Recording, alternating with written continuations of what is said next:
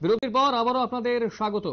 দর্শক বন্ধুরা, নিউজ ভ্যানগার্ডের পক্ষ থেকে অবশ্যই আমরা রাম মন্দিরকে কেন্দ্র করে একের পর এক ধারাবাহিকভাবে কিন্তু অবশ্যই নিউজ করছি এবং আপনাদের সামনে বিভিন্ন তথ্য তুলে ধরছি। আপনারা কি চাইছেন যে সেই জায়গাতে আমরা এক্সক্লুসিভ নির্মীয়মান রাম মন্দিরের ছবি আপনারা দেখতে পাবেন? অবশ্যই চোখ রাখুন তার জন্য।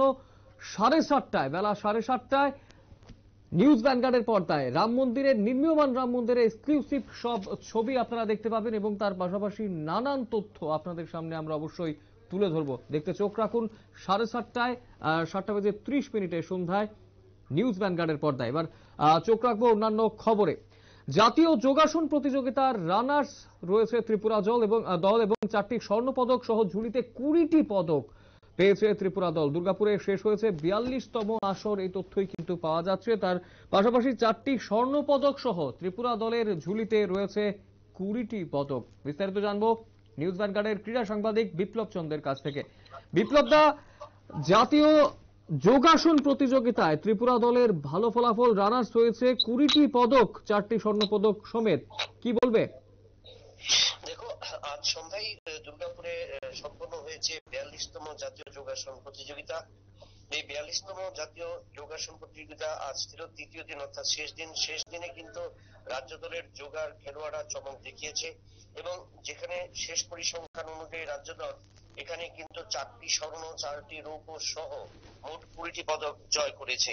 তো সেক্ষেত্রে রাজ্য দলের জুনিয়র বিভাগের খেলোয়াড়রা সবচেয়ে বেশি প্রাধান্য দেখিয়েছে এবারের এই আসরে এবং এই ফলাফলে রাজ্য দল অনেকটাই খুশি, কারণ এর আগে অনূর্ধ্ব-17 যে জাতীয় স্কুল যোগাসন প্রতিযোগিতা যেটা রাজ্যে অনুষ্ঠিত হয়েছিল এবং সেখান থেকে যারা পদক জয় করেছিল তাদেরকে নিয়েই কিন্তু অনূর্ধ্ব-12, অনূর্ধ্ব-10 এবং অনূর্ধ্ব-13 এই বিভাগের কিন্তু খেলোয়াড়দের বাছাই প্রক্রিয়া হয়। দীর্ঘ 1 মাসের উপরে প্রশিক্ষণ হয়েছে, আবাসিক এবং অনাবাসিক। এই প্রশিক্ষণের ফল কিন্তু আজ পেল দুর্গাপুরে এবং সেখানে দুর্গাপুর অর্থাৎ কলকাতার যে সেখানে স্বর্ণপদক জয় করে এবং চ্যাম্পিয়ন হয়েছে এবং ত্রিপুরা কিন্তু 20টি পদক নিয়ে রানার্স পদক দখল করেছে। একদম এই মুহূর্তে দাঁড়িয়ে যোগাসন প্রতিযোগিতাকে কেন্দ্র করে আমরা বিগত দিনেও কথা বলছিলাম এবং এই মুহূর্তে দাঁড়িয়ে রানার্সরা পজিশন রয়েছে, কতটা ডিফারেন্স রয়েছে টোটাল উইনার্স হওয়ার থেকে ত্রিপুরা দলের? এবং তার পাশাপাশি যদি বলি যে আগামী দিনে কতটা প্রসপেক্ট দেখতে পাচ্ছ ত্রিপুরার যোগাসনকে কেন্দ্র করে? দেখো, আগামী দিনে ত্রিপুরার প্রসপেক্ট অনেকটাই ভালো। ইতিমধ্যেই কিন্তু আজকের এই 42তম আসর যেখানে শেষ হয়েছে দুর্গাপুরে, সেখানে কিন্তু ঘোষণা হয়ে গেছে, অর্থাৎ 43তম এই আসর আগামী বছর অর্থাৎ 2024 সালে কিন্তু ত্রিপুরাতে অনুষ্ঠিত হবে। অর্থাৎ যেখানে দুর্গাপুরে বাংলা চ্যাম্পিয়ন হয়েছে সেখানে বাংলা এবং রাজ্য দলের মধ্যে পদকের ফারাক বেশি নয়, তবে সেই ক্ষেত্রে ইয়ং ট্যালেন্টেডরা দুর্গাপুরে সবচেয়ে বেশি বাংলার খেলোয়াড়রা দাপট দেখিয়েছে, আর এখানে কিন্তু রাজ্য দলের সিনিয়র যারা যোগার ছিল তারা দাপট দেখিয়েছে।